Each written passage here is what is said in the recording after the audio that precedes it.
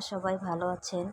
এখন আমি আপনাদের কালো জিরা, মেথি ও নারিকেল তেল দিয়ে কিভাবে সুন্দর একটি তেল বানাবো সেটা এখন দেখাবো।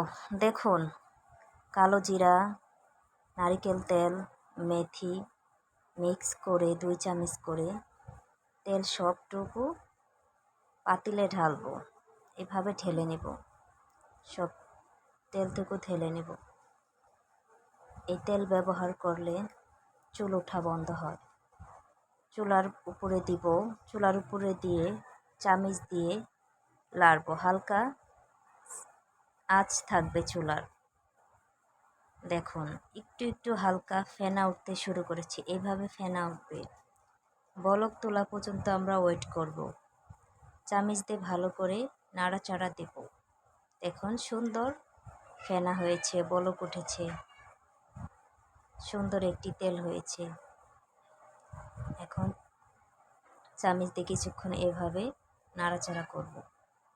তারপরে চুলাটা নিভিয়ে দিয়ে তেলটা নিয়ে আসবো বোতলে, সুন্দর করে ঠান্ডা করে ভরে নেব।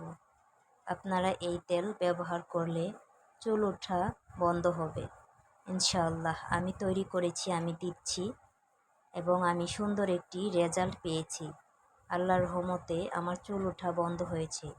আপনারা এই তেলটি বানিয়ে ট্রাই করতে পারেন। দেখুন, ট্রাই করে বানিয়ে নিয়ে দেখুন, মাথায় ব্যবহার করুন, ইনশাআল্লাহ ভালো হবে।